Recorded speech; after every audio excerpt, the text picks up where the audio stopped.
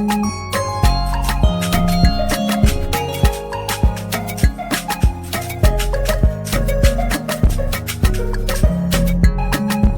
everybody. This is Paul Herman, the Prince of Motivation and the host of Zaka Presents My Journey.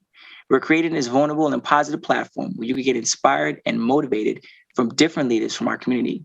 Today, our guest is Veronica De Santiago, who is the tech matchmaker and is CEO of DeSanti, a talent acquisition firm. Veronica, welcome to the show. Thank you, Paul. So very nice to meet you, and thank you for having me today as your guest.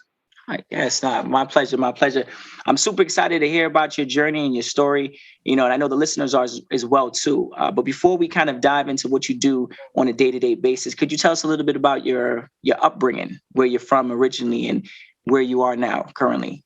Yes, most definitely. I was actually born here in the U.S., but when I was 5, I went to Mexico. My family decided to take us back to Mexico, and I was there until the age that I was 15. At 15, we came back and really started my journey. Went to high school, then joined the military, and started my staffing career a few years after. Mm-hmm. Now, before we dive into the military, how is that transition going back home from being in the U.S.? Well, okay, so it was really interesting, right? So being born in the U.S. and going to Mexico, I really don't remember too much. I was very little. I was 4.5. Don't remember much, but the transition from Mexico to the U.S., that was definitely a transition. It was an exciting, challenging, and all of the above journey, right? Transitioning to the U.S. when you don't speak the language, when you're a teenager and you kind of have to start all over. It's not easy. So it wasn't easy. It was very challenging. My parents didn't speak the language. I didn't speak the language. I didn't even know how to say hi in English, right? So wait, when you came back? When I came back. Oh, yes. Wow. Mm-hmm. As a teenager? At 15, correct. Oh, wow. Okay. So yes, it was the family members. You were saying that it was yourself and your mother. Was there other individuals as well too? Yes. So my parents, and I have 3 siblings, a brother and 2 brothers and a sister. Mm-hmm. I'm the oldest one. So coming back, we had to really start from zero. I grew up, we lived in a very small town in Mexico, the south central part of Mexico, Zacatecas. And it was a very humble town that we lived in. We didn't even have computers. If we wanted to access computers, we had to go to the city. Sometimes we had to wash in the river. So it was a whole different world. Then all of a sudden we're here in Los Angeles, right? And 15, trying to fit in, trying to understand the language and just trying to find yourself. I was trying to find myself. So yeah, it's definitely an interesting journey. How did you feel being like the oldest now? You mentioned that you were the oldest of 3, coming to the US, like obviously you have to set the expectations. Sometimes the pressure is on you. How'd you feel? Very high expectations, lots of pressure, right? Especially with the kind of background that I come from, being the oldest, you have to set the standards. And you are responsible for your siblings. And besides that, I think one of the things that for me was very important was to do well. I saw my parents struggle. I saw my siblings struggle. I saw, the transition, and I was already 15. So I can see the pain my family was going through. So for me, personally, what's important to succeed, was important to do well and not let my family down and help in any way that I could. And when you say that, how did you go about learning English at that point in time? You know, you say you're coming into the country, you're like, yes, well, I didn't really have an option, I didn't have an option. Without a doubt, there's no option. There is no option. You got to figure it out. Oh gosh. And I had to do it really fast. Yeah, I could only imagine. It had to be fast. Things have changed, but back then, well, first of all, I was on the bus. I had to take the bus to school. And when we arrived, when we got to school, we were immediately placed in an ESL program, English as a second language program. And, everybody pointed you out. I experienced situations where the teachers would ask you to sit in the back of the room because you didn't really understand the rest of the class and you didn't speak the language. You couldn't really say much. There's obviously better programs now, but back then, it was pretty challenging. So, and besides that, other kids made fun of you because you were not part of the cool group. You were not the cool kid. Besides the fact that you were not wearing anything trendy, we barely had, money to just dress, let alone, to be fashionable, fashionable and get into the trends. So, it was just day by day. And that is obviously the peer pressure that obviously teenagers have, trying to fit in and, they're trying to find, that's the years and times where you're trying to find yourself. And, I think the hardest thing is that when you're coming into a place where you don't speak the language and, people don't make it welcoming enough to want to learn the language. That's when, you can kind of get discouraged. At any point in time, did you ever feel discouraged and you kind of like told your parents, like, I can't do this. I want to go back to Mexico? I always felt there was a lot of times that I felt discouraged. For a long time, I remember coming home crying and going to sleep crying and a lot of the times feeling very hopeless, but I never, ever told my parents, I want to give up and I want to go back. I just knew there was no option around it. I just had to learn the language. I had to learn the language and it had to be fast. And if it meant just watching, shows that I didn't understand, whatever it took. For me, failure at that point was just, it wasn't even an option. It wasn't on the table. I just knew I had to do well. And do you feel that comes from like your childhood, your upbringing? Is that a part of like the Mexican culture? Like failure is not an option? I think so. My father is very much like that. He's retired now, but he worked his entire life and he never, gave us excuses. He did whatever he had to do to put, food on the table. And I saw him work really hard, 2-3 jobs, weekends. So for me, when I saw the sacrifice that they made to bring us so that we can have a better future, I just knew that I had to make things different, and that I had to work hard. Now, when you talk about, you just mentioned about your father, it seemed like he was very sturdy. He was strict about it, Extremely strict. Do you much? Do you feel that, obviously you talked about being a veteran, first off, thank you again for your service and your time. Do you feel like that kind of inspired you to kind of go in that direction?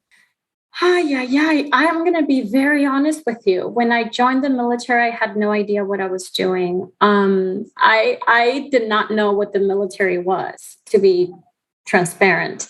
The reason why I joined is because as I was graduating from from high school, I just knew that we, as a family, I just didn't have the means to go to college. I knew I was going to have to work and help out my parents, and we didn't have money. And I didn't. And I thought, how in the world am I going to,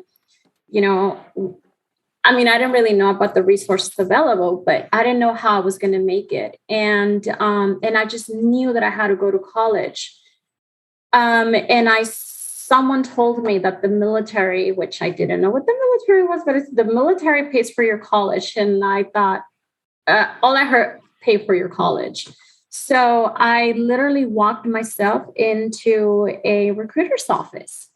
And I asked, I hear you guys pay for the military, for college. And they said, yes, we do. And I said, okay, what do I need to do? And, then next thing you know, I'm signing contracts that I didn't know what they were. Did you, at that point in time, when you went back home, were you welcome at that point in time? Hey, mom, dad, just want to let you know, I'm going to college, but at the same time, I got to go to the military. No, they didn't believe me. Number one. Number two, they also did not know what I was talking about. And then number three, my dad knew a little bit more. He said, oh, stop it. That's for men. And changed the conversation. And he did that a few times. But I did, things happened really fast. I went in, I talked to them. They had me take a test. I took that test and they said, oh, okay, yes, you can, you passed the test. We can start the paperwork. And I said, please start the paperwork and send me as soon as possible, because I didn't want to think it. I didn't even really know what I was doing. I just knew that I had to do it. But my parents didn't know either. Once I talked to them, as I mentioned, my dad, thought it was more of a joke. And I don't think he knew that women can join the military at the time. Oh, you proved them wrong. Come on now. You did it. You did it. And you did it very well. I know that you mentioned, it's funny when you said that you went into a recruiting office to join the military, but then you ended up in recruiting, I know. I didn't know that we're recruiters. I didn't even know what recruiting meant. And that was your first, that was probably your first interaction with that. Yes. With recruiting. Did you know at that point in time that it was something that interests you, or was it something that happened afterwards that made you say, no. I had no idea what my future was going to be like when I walked into that office. No, not at all. I did not know what recruiting was. I didn't know what staffing was until the minute that I walked into a staffing agency to interview for a job that I didn't really realize I was interviewing for. Life just kind of happened that way. And this is after the military? After the military, yes. I got out of the military, and then I went to, as soon as I got out, I went and got my 4-year degree at Cal State LA. And then after that, that's when I started my recruiting career. Now, what were some of the challenges you faced when you were trying to start your career? Wow. That sound like a big one right there. Oh, you about to hit us with something. You about to hit us with something now. Yeah, there's so many challenges that we face as entrepreneurs. First of all, you really have to believe in yourself and be willing to work really hard. And if you go in with that mentality, then things just kind of start falling into place. But even with that comes the challenge of staying strong and continuing to have that belief, even when you come across all sorts of challenges. Very many challenges. Number one is, I didn't have a technical background. I own a technical recruiting firm, but I didn't have a technical degree, and I didn't have a lot of a technical background. Prior to starting the company, I worked for an IT staffing company, and I run their government program. I was in sales. So I was selling staffing services. But it was the first time that I had been in technology. I guess I was a good salesperson, so they put me, I was selling technology, but it's very different when you're recruiting. I wanted to start the company, and I needed to go back to the fundamentals of it, right? Just really learning my industry and really going back to the fundamentals of recruiting. Because starting a company, not only are you a recruiter, but you wear every single other hat. So I was a recruiter, but then now I'm an owner, but now I'm HR and operations and the receptionist and all of the other above, right? So, but at the same time, I'm a woman in technology, right? Wanting to talk to other CEOs, right? Or hiring managers or directors of IT, right? That, sometimes, again, things have changed now, but even 6 years ago when I started, I would make the phone call or the introduction, and they question every single time if I was the CEO, or they would ask to speak to the CEO, or they would ask to speak to, another manager, another VP, which was really interesting. And then even when they found out or they knew that I was the CEO, or basically making the decision, they questioned my background a lot. So, or, many times I walked into a room, sometimes of CEOs, and, sometimes you get the look of, you do not belong here. You don't look like the rest. Did you ever feel intimidated at those times? Yes, especially at the beginning. And even now, of course, I still do. Most definitely. I'm really happy that diversity, things are changing. True. True. Things that are progressing. It's a little bit more out there, more and more each day. But we still need a lot of work. Yes, right? Without a doubt. But if you look back even 3-4 years, it was 3, 4, 5 years ago was pretty bad, especially in the technology industry. You didn't really see a lot of minority, and you didn't really see women. Mm-hmm. So, many times you enter into a networking event, I also cater a lot to the aerospace industry. So imagine a woman, Latina, in government and in aerospace. Who do you think you're going to see when you walk into a very niche networking event or meeting? You're not going to see Latinas. You're not going to see minority. Mm-hmm. Once in a while, you'll see some minorities, right? So, I really had to work, and I'm still working on it, on that. I have to say it, on that confidence level. It's just. And I have this saying, fake it till you make it. You have to really believe in yourself to be able to run a company, to be able to fit in, to be able to, compete with some of the other players. Yeah, no. You are right. When you did see another Latina, right? I would hope you did. Right. At those types of meetings, did you guys make that connection? I know sometimes, we as minorities might sometimes still segregate from our own at times. Unfortunately. Yes. Which sometimes is very hard to believe, especially when we're trying to all incline up that ladder. Did you make those connections, and how was those connections? So they usually become my BFFs because, if I see another Latino or another minority, I run to them. I actually have a group of friends. Well, they're, acquaintance. I don't want to say, we are friends.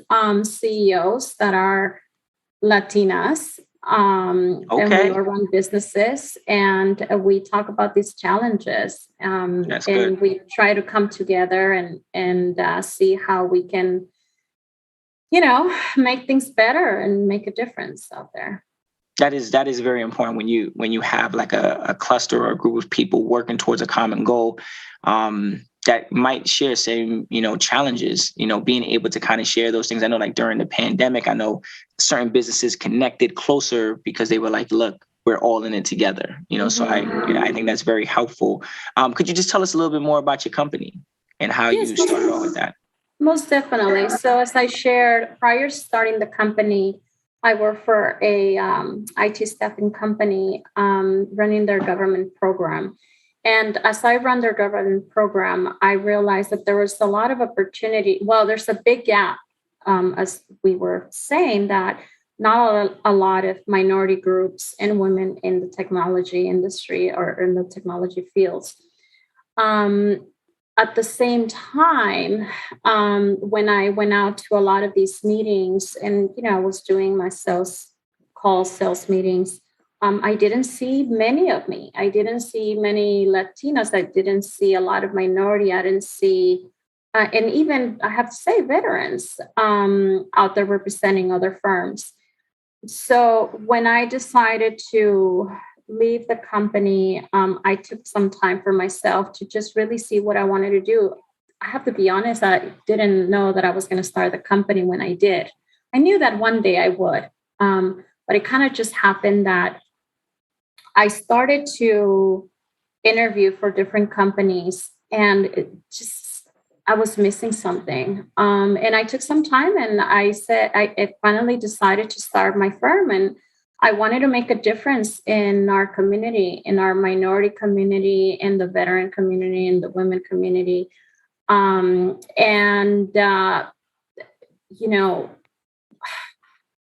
Just make a difference. I didn't see many of us representing us out there. And I thought to myself, what do I have to lose?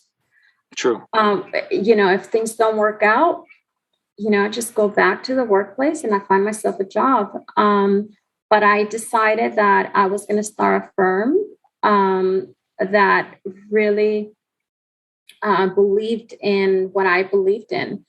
And a technology firm. I thought, why not technology, right? I'm doing it now. I'm doing sales. I'm doing well. And I need to hire more minority. I need to hire, there's got to be a lot more people like me out there in the workplace.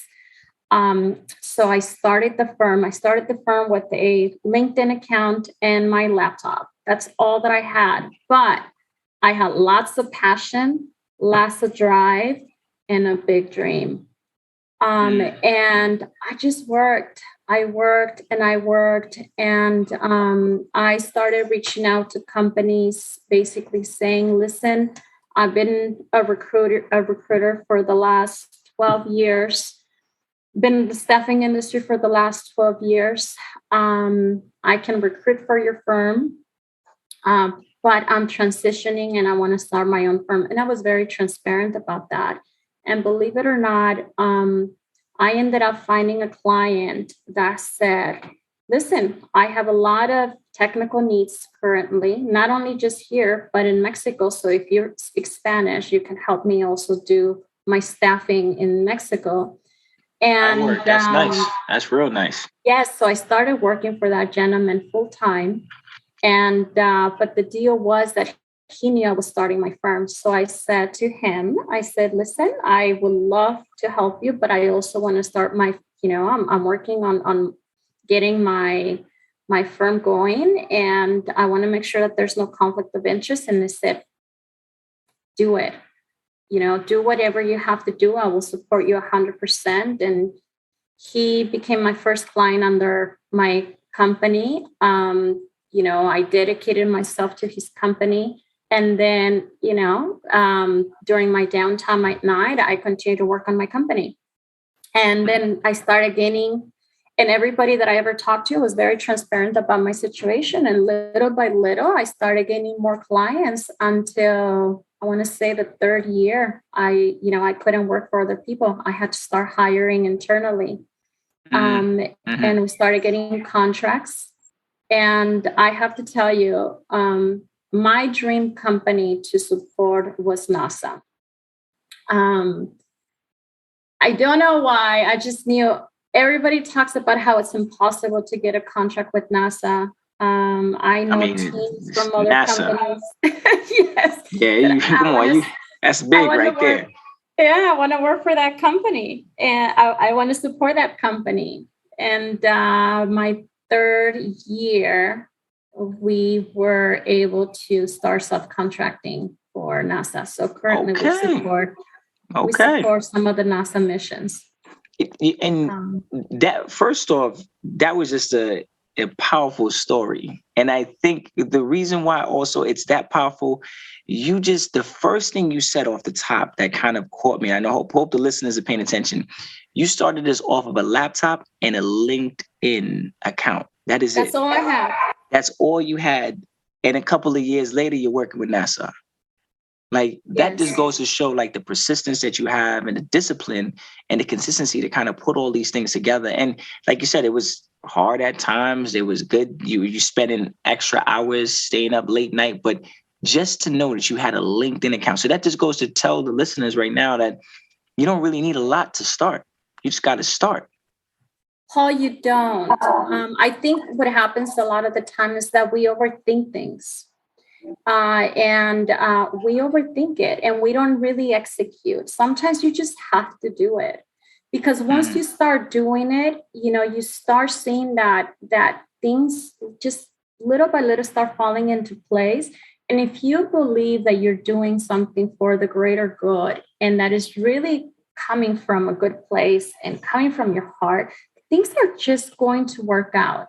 And if they don't work out, there's always a reason why they didn't work out, right? But at least you tried. And sometimes it takes you into different directions, and that's also great. There's a reason why you're taken into that different direction. But I strongly believe that more than anything, I think as human beings, especially as immigrants, especially as minorities, I think we and I still do it. Sometimes we just overthink things too much, right? Because unfortunately, we have so many struggles. We have so many challenges. And, we start to think it. We start to think, what if? What if I can't do this? What if I'm faced with this challenge? But if you really, really believe in your dream, things just work out. Yeah. They start falling into place. Yes. Because you start to do certain things to make them fall into place. Mm-hmm. When you got your first job out of college, like what was that like? Well, so my first job out of college was, it was right before I graduated. I was in a class, we had a speaker, and the speaker was looking for interns.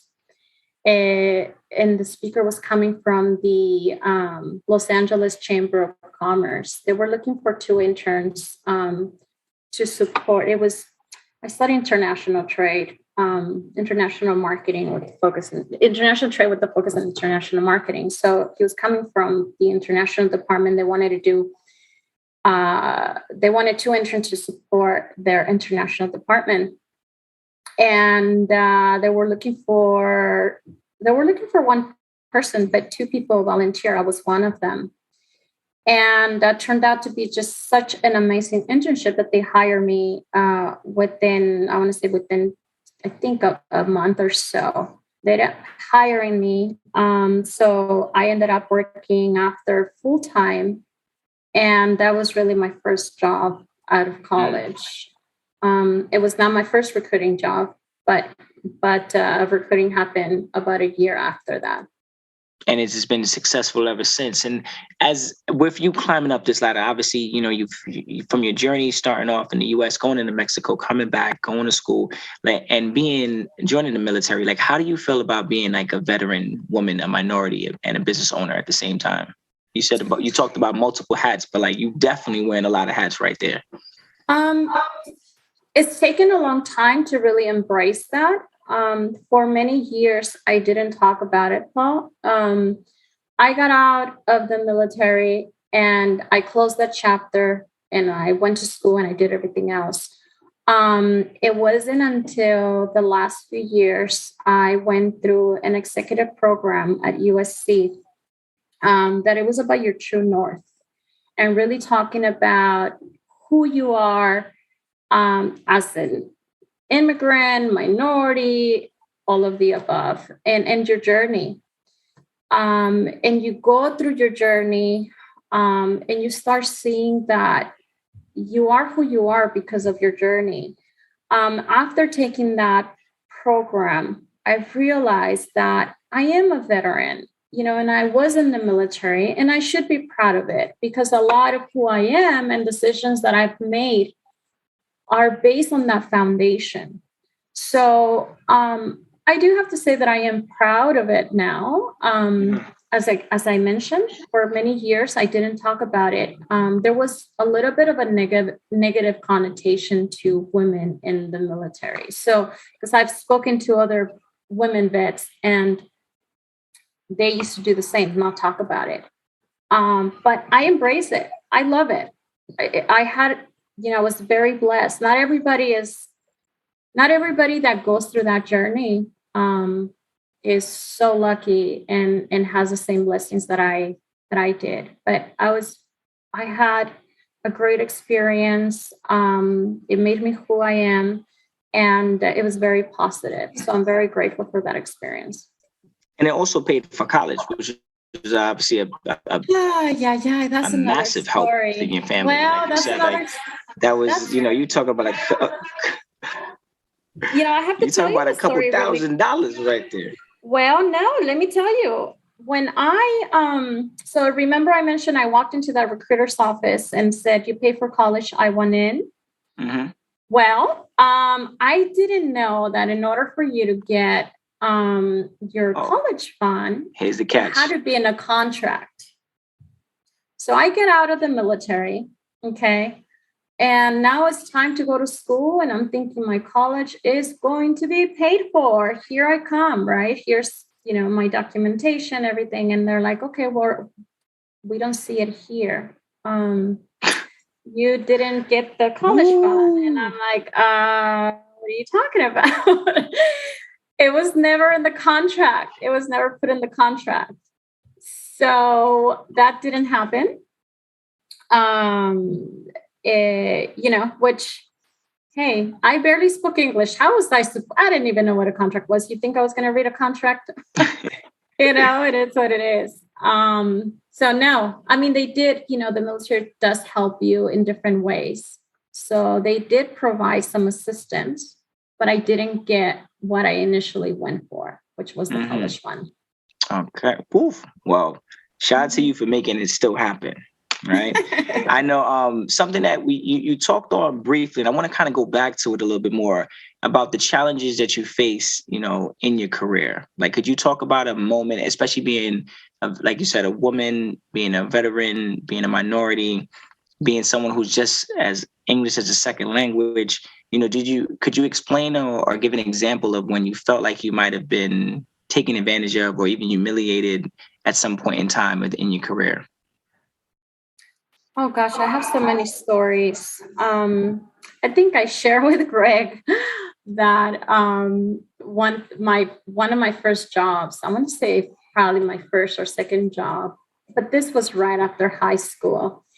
I was so proud. My parents were so proud because I got hired at an attorney's office, at a lawyer's office. And I thought, wow, this girl that can barely, I spoke, I was able to communicate, but I had a very heavy accent. I ended up getting hired, and a few days later I got fired because I had an accent. And I was told that things were not going to work out. They had to let me go because I had a pretty bad accent. Wow. that was the rough one. It was hard, right? Because it's your culture, to have someone, say something about that, about it. It's not even just something that hurts you, but it also talks about your culture as well.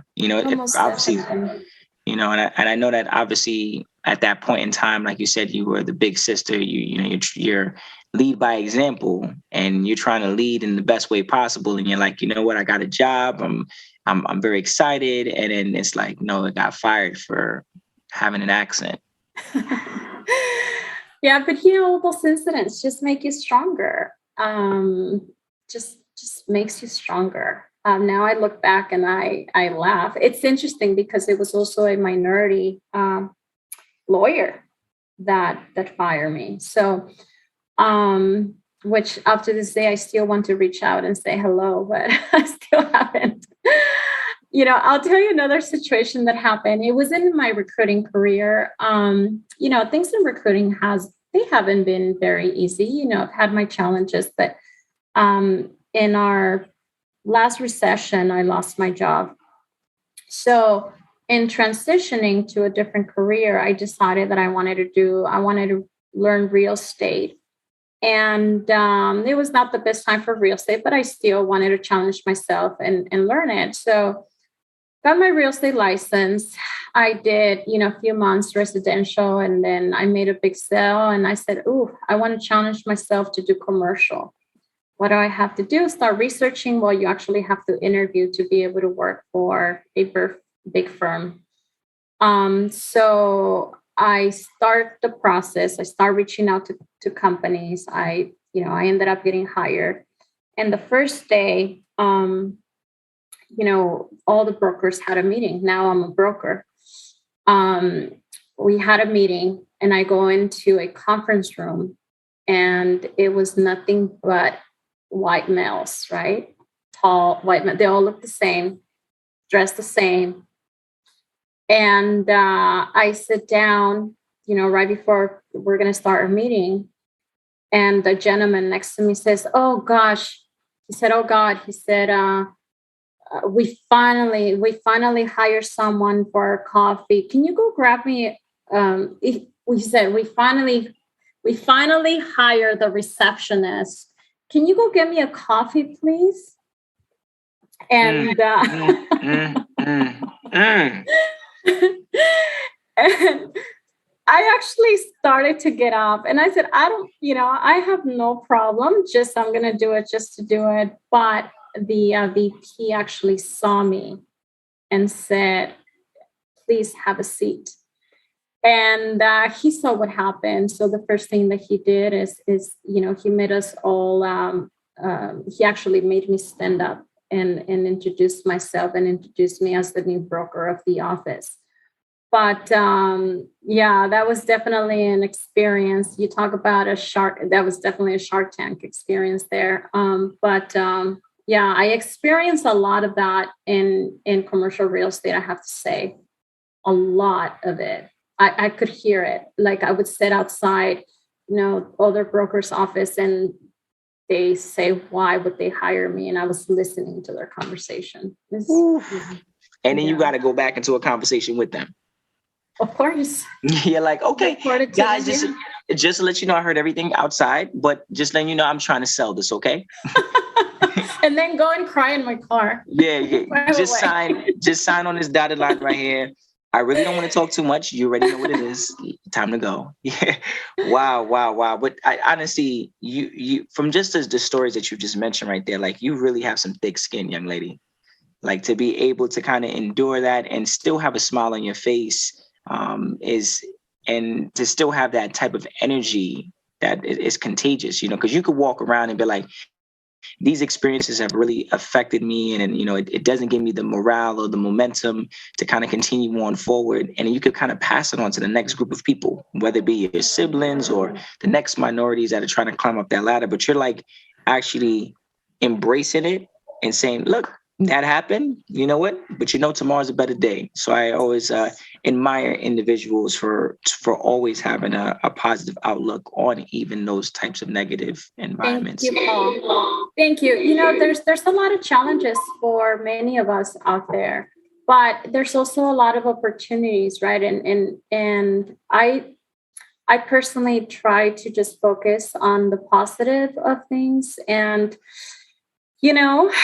gosh, there's so many other people with worse challenges than the ones I face. So, and so for me, I see it all as just experiences, and I can look back and kind of laugh at it now. At the time that it happened, yeah, it was hard, and believe me that I had very tough nights, but those experiences made me stronger. And helps me view things differently. As I shared at the beginning, I come from a very humble background, so I could appreciate everything that I have and the opportunities that I've been provided.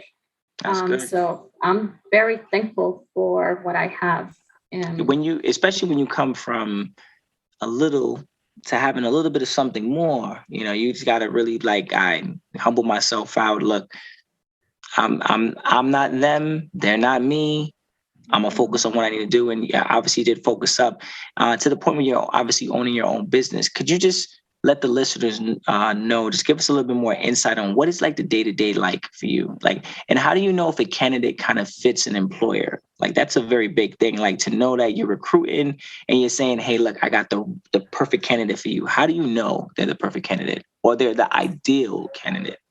So I have to tell you that recruiters have a superpower. I'm not saying that I have the superpower, but just recruiters in general, matchmakers. One of the things that, that we look for when it comes to looking for the right fit for our clients is we look for the tangibles and the non-tangibles. There are a few things that happen in the recruiting world.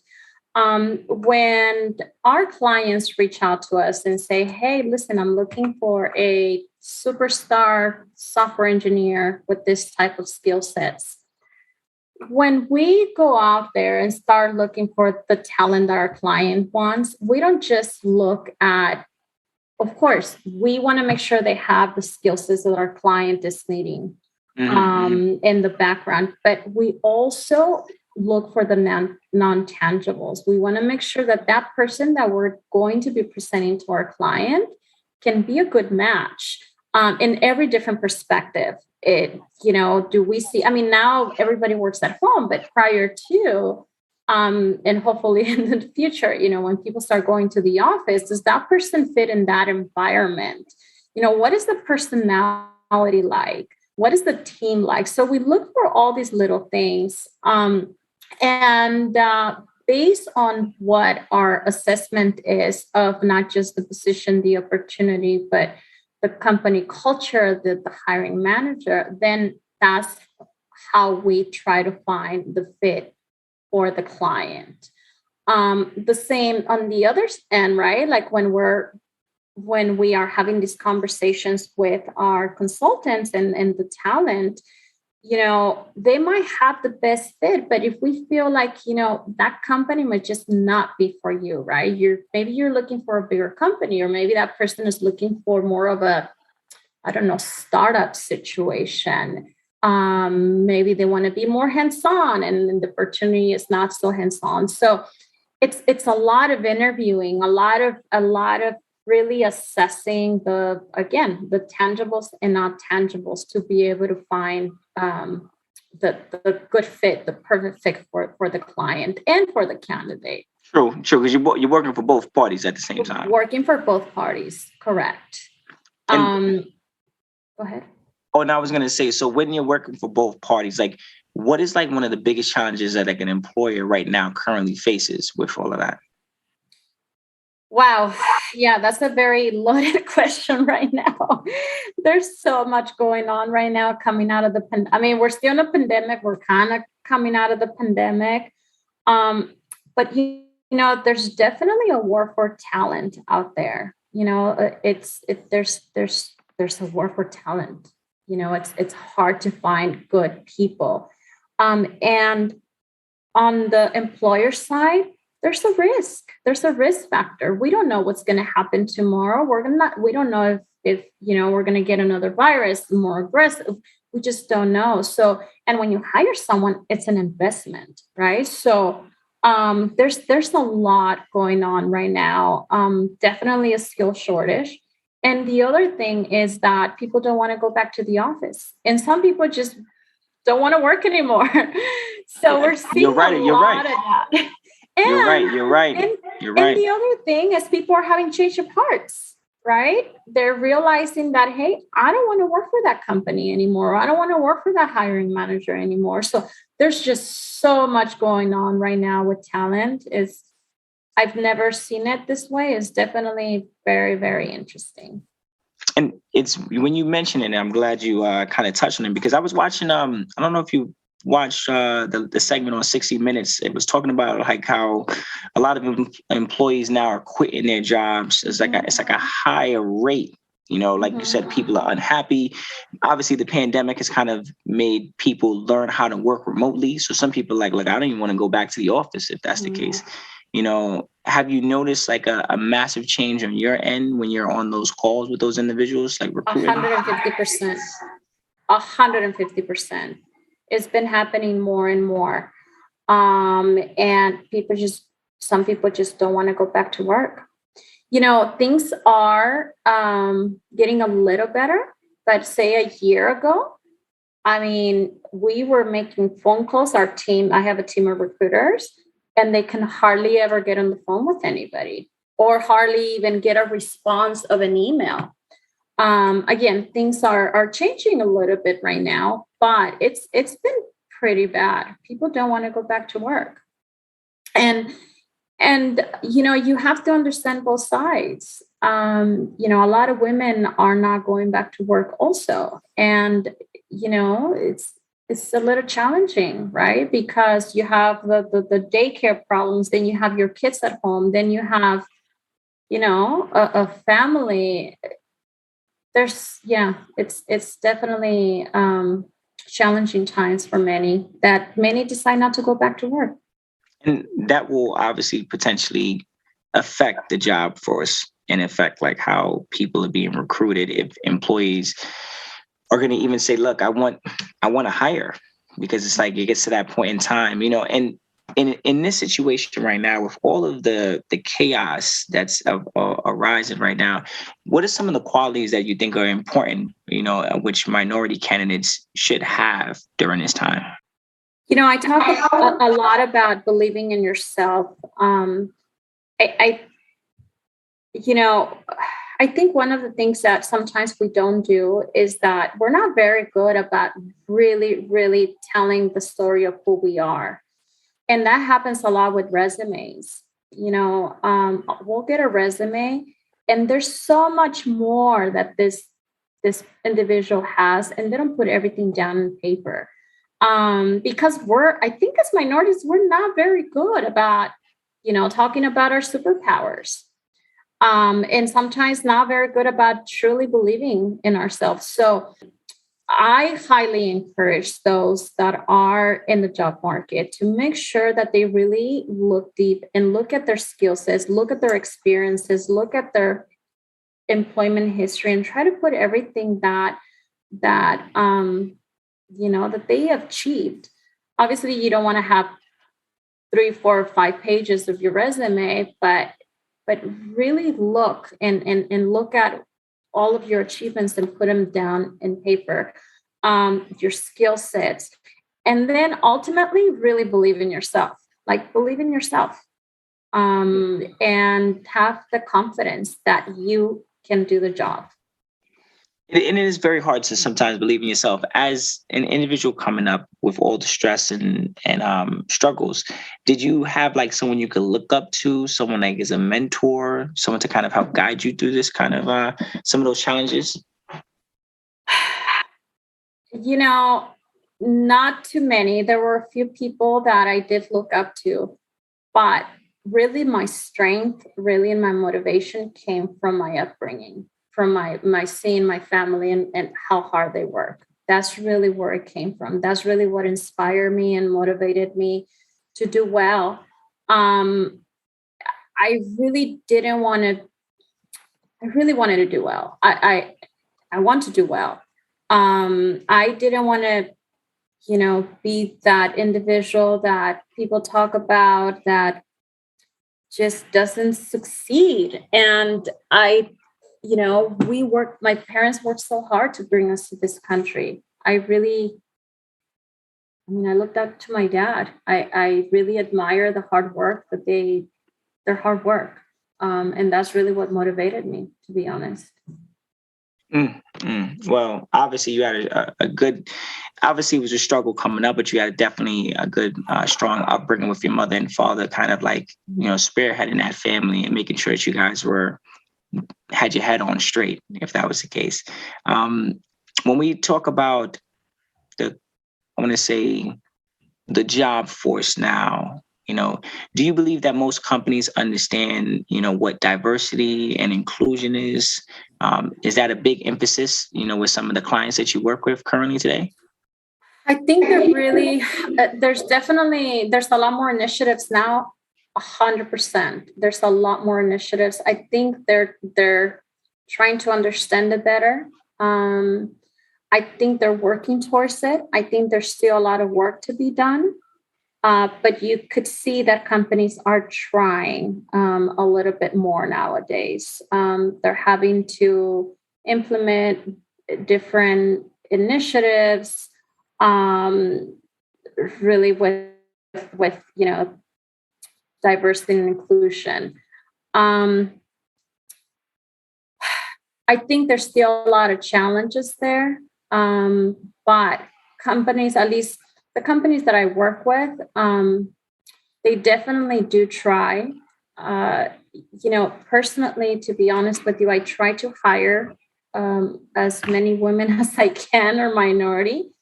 I still, even when we're going through the screening process, if they don't meet all the qualifications, I still talk to my clients about it, because typically we'll have these conversations about some of their initiatives and that they have about hiring, whether it's women or whatever it might be, right? Veterans or minority in general.